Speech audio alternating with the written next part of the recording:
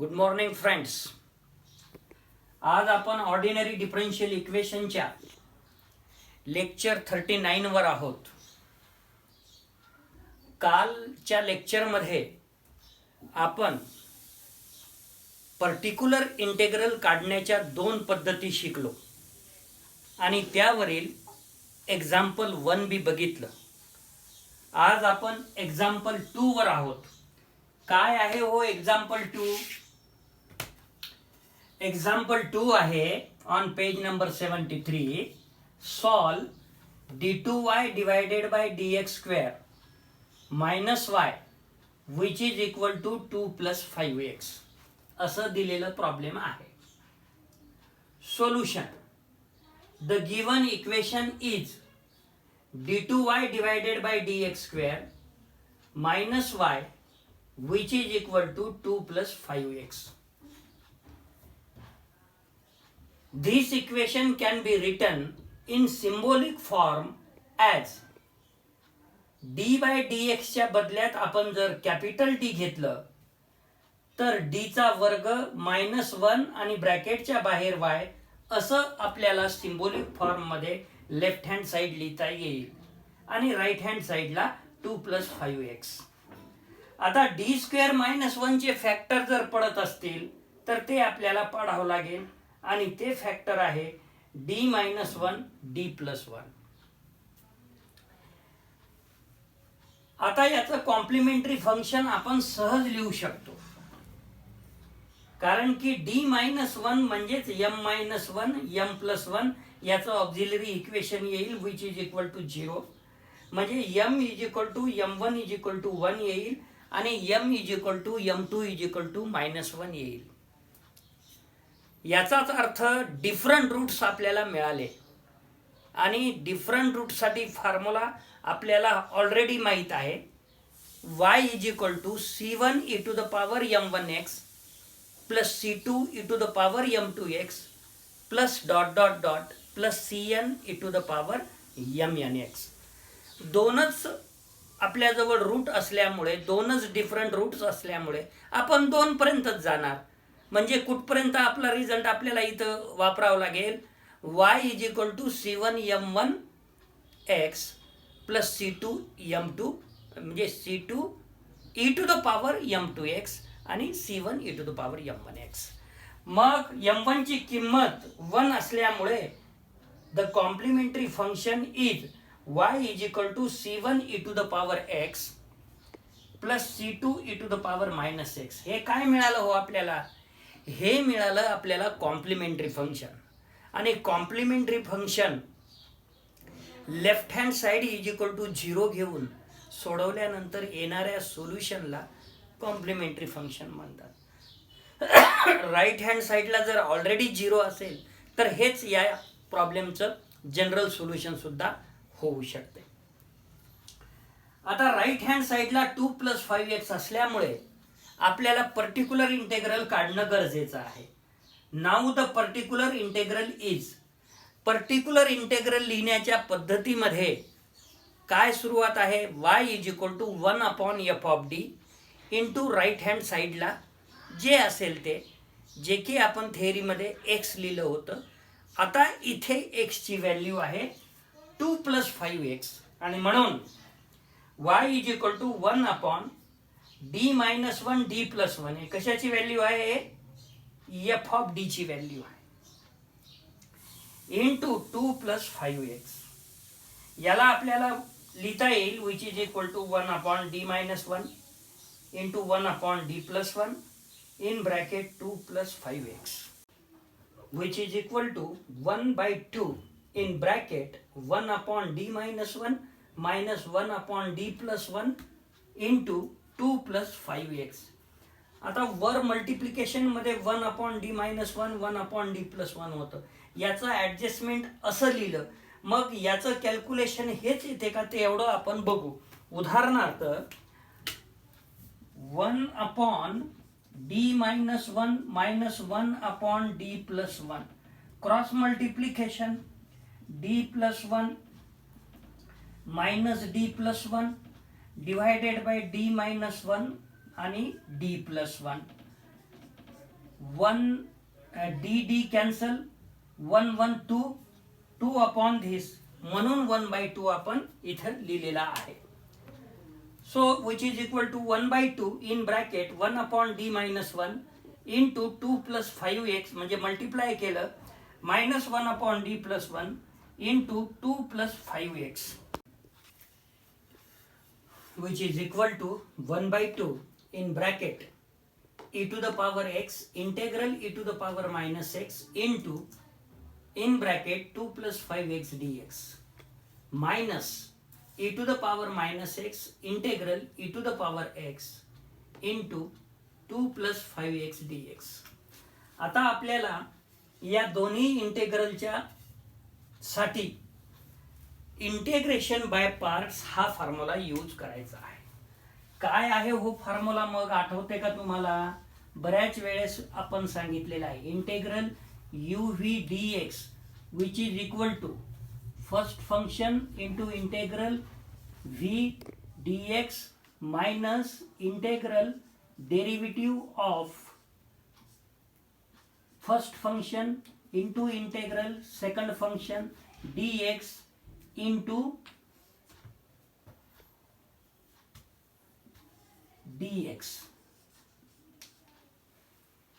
अशा पद्धतीनं हा फॉर्म्युला आपल्याला यूज करायचा आहे.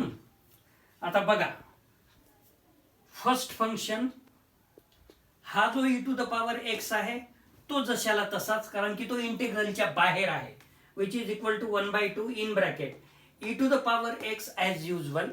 आता इंटिग्रेशन बाय पार्ट्स, याच्यामध्ये आपण फर्स्ट फंक्शन याला म्हणालेलो आहे आणि सेकंड फंक्शन याला म्हणालेलो आहे. इथे सुद्धा रूल आहे, कोणत्या नियमाने आपण असं फर्स्ट आणि सेकंड घेऊ शकतो? LIATE, logarithm, inverse, algebraic, trigonometry आणि एक्सपोनेन्शियल. तर एक्सपोनेन्शियलची टर्म शेवटी येत आहे, म्हणून 2 प्लस 5x याला आपण फर्स्ट फंक्शन घेणार. मग 2 प्लस 5x ला फर्स्ट फंक्शन घेतलं म्हणजे u, v म्हणजे तुमचा e to the power minus x आहे, म्हणजे integral e to the power minus x dx म्हणजे e to the power minus x upon minus 1 minus derivative with respect to x, म्हणजे आधी integral derivative with respect to x of first function u. 2 plus 5x ची derivative 5 येते, जे की तुम्हाला इथं दिसत आहे तुम्हाला, आणि इंटिग्रेशन ऑफ सेकंड फंक्शन म्हणजे e to the power minus x dx म्हणजेच e to the power minus x upon minus 1 आणि dx. इंटिग्रेशन बाय पार्ट समजला असेल आपल्याला. सेम गोष्ट आपण या दुसऱ्या टर्म साठी यूज करणार आहे. मायनस दुसऱ्या टर्म मध्ये e to the power minus x इंटिग्रेशनच्या बाहेर आहे म्हणून जायचे ते in bracket 2 plus 5x e to the power x integration e to the power x minus integration 2 plus 5x ची डेरिव्हेटिव्ह 5 आणि e to the power x integration e to the power x dx, which is equal to 1/2 in bracket e to the power x. हा जो minus आहे तो इथे लिहिलेला आहे in bracket minus 2 plus 5x e to the power minus x minus हा minus plus आणि हा 5 आधी लिहिला आणि integration e to the power minus x dx चं integration e to the power minus x upon minus 1, म्हणजे minus minus आणि after इंटिग्रेशनचा मायनस, म्हणजे 3 मायनस पैकी 2 मायनस हे प्लस झाले, मायनस मायनस आणि तिसरा minus 5 e to the power minus x minus e to the power minus x in bracket 2 plus 5x e to the power x minus 5 आणि e to the power x dx चं integration e to the power x. Yes, पहिल्या bracket मध्ये e to the power minus x common निघते. Already e to the power x ब्रॅकेटच्या बाहेर आहे, त्यामुळे which is equal to 1/2 in bracket e to the power x into e to the power minus x. काय शिल्लक राहिलं हो bracket मध्ये? Minus in bracket 2 plus 5x आणि मायनस 5 मायनस हा मायनस आता दुसऱ्या ब्रॅकेटसाठी e to the power minus x already बाहेर आहे आणि इन ब्रॅकेट मधल्या दोन टर्म पैकी तिथे e to the power x आपल्याला कॉमन काढता येते आणि ते कॉमन काढल्यानंतर minus e to the power minus x into e to the power x in bracket 2 + 5x minus 5. आता e to the power x आणि e to the power minus x म्हणजे इंडायसेसच्या रूलने e to the power x minus x म्हणजे e to the power 0 म्हणजे anything raise to 0 is 1. इथं बी येईल आणि इथं बी येईल. मग शिल्लक काय राहिलं बघा, which is equal to 1/2 in bracket हा -2 आणि हा -5 म्हणजे -7 आणि हा -5x. त्याच्यानंतर हे मायनस इथे 2 - 3 म्हणजे -3 आणि हा मायनस म्हणजे +3 आणि -5x which is equal to 1/2 -7 + 3 म्हणजे -4 -5x म्हणजे -10x.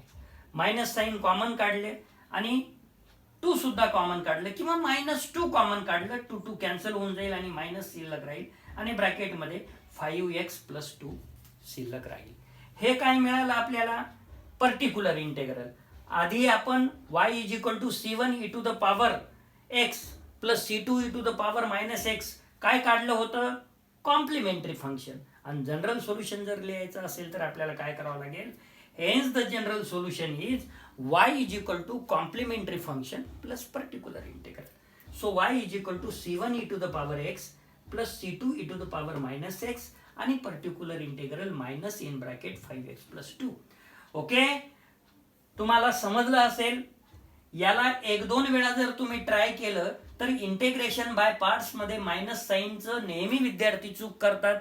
त्यामुळे you should use the formula carefully and integrate it. Next example 3 on page number 73. काय आहे तिसरा example, solve d2y / dx² + 2 dy/dx + y which is equal to 2 e to the power 2x. Solution, the given equation is d2y / dx² + 2 dy/dx + y which is equal to 2 e to the power 2x. This equation can be written in symbolic form as d² + 2d + 1 outside the bracket y which is equal to 2 e to the power 2x where d is equal to d/dx. Actually this bracketed value is nothing but d + 1 चा whole square, d² + 2d + 1. Hence d + 1 whole square into y which is equal to 2 e to the power 2 square. That means roots are repeated -1 -1 म्हणजे m1 = m2 = -1. Hence the complementary function is repeated roots चा formula आपल्याला already माहित आहे. 2 जर repeated roots असेल तर त्याचं complementary function येते c1 + c2x इन ब्रॅकेट आणि e to the power -1 root असल्यामुळे e to the power -x. त्यामुळे कॉम्प्लिमेंटरी फंक्शन काय मिळालं हो आपल्याला, c1 + c2x in bracket into e to the power -x. आता आपण पर्टिक्युलर इंटेग्रल काढू. Now the particular integral is, particular integral कुठल्या फॉर्म मध्ये घेतो आपण, 1/f(d) इंटू कॅपिटल X म्हणजे राईट हँड साइड. इथं कॅपिटल X काय आहे, 2 e to the power 2x आणि f(d) किती आहे तर d + 1 चा स्क्वेअर. म्हणून particular integral is 1/d + 1 whole square into 2 e to the power 2x. आता याला आपल्याला अजून कसं लिहिता येते हो, which is equal to 2 1/d + 1 into 1/d + 1 e to the power 2x. आता याच्यावर जर हे ऑपरेट करायचं असेल तर पर्टिक्युलर इंटेग्रलचा फॉर्म्युला जो आपण बघितलेला आहे a आणि b, त्यामध्ये इथं जर प्लस असेल तर आपल्याला e to the power minus x integral e to the power plus x असं घ्यायचं आहे. आणि इथं जर मायनस असेल तर e to the power x integral e to the power minus x असं घ्यायचं आहे. So which is equal to 2 1/d+1 as usual. आता याच्यावर ऑपरेट केलं आपण. आता आपण फक्त एवढं सॉल्व केलं आहे. काय इथं जर प्लस असेल तर इंटेग्रलच्या इकडे प्लस येईल, इंटेग्रलच्या आधी मायनस येईल. म्हणजे e to the power minus x integral e to the power x into एक्सची किंमत किती आहे, तर एक्सची किंमत e to the power 2x. हा 2 ऑलरेडी इकडे घेतल्यामुळे आपण e to the power 2x. हा जर 2 इकडे घेतला नसता तर 2 e to the power 2x लिहिता आला असतं इंटू dx. मग हा 2 into 1/d+1 e to the power minus x आणि इंडायसेसच्या रूलनं e to the power x into e to the power 2x म्हणजे e to the power 3x dx which is equal to 2 1/d+1 e to the power minus x जैसे थे e to the power 3x integration e to the power 3x divided by 3 which is equal to हा 2 आणि हा 3 2/3 1/d+1 e to the power minus x आणि e to the power 3x म्हणजेच e to the power 2x. या दोघांची जर बेरीज केली e to the power minus x plus 3x म्हणजे e to the power 2x which is equal to 2/3 e to the power minus x. आता याच्यावर आता यूज कुठे करायचं हो, आता याच्यावर यूज करायचं. प्लसच आहे म्हणजे e to the power minus x इंटेग्रलच्या पलीकडे plus x 2/3 e to the power minus x integral e to the power x into e to the power 2x dx. 2/3 e to the power minus x या दोघांची बेरीज जर केली आपण इंडायसेसच्या रूलनं तर e to the power x plus 2x म्हणजे e to the power 3x dx. आता याचं इंटेग्रेशन करा which is equal to 2/3 e to the power minus x into e to the power 3x integration e to the power 3x divided by 3 which is equal to हा 3 आणि हा 3 9 झाला 2/9 e to the power minus x plus 3x म्हणजे e to the power 2x. म्हणजे particular integral काय मिळालं हो आपल्याला 2/9 e to the power 2x मिळालं.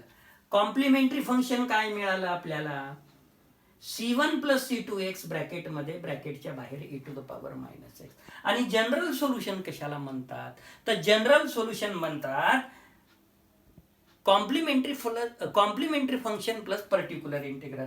Hence the general solution is y is equal to complementary function plus particular integral. काय आहे हो complementary function which is equal to c1 plus c2x ब्रॅकेटमध्ये ब्रॅकेटच्या बाहेर e to the power minus x plus particular integral काय calculate केलं आपण 2/9 e to the power 2x. So which is the required solution. Thank you.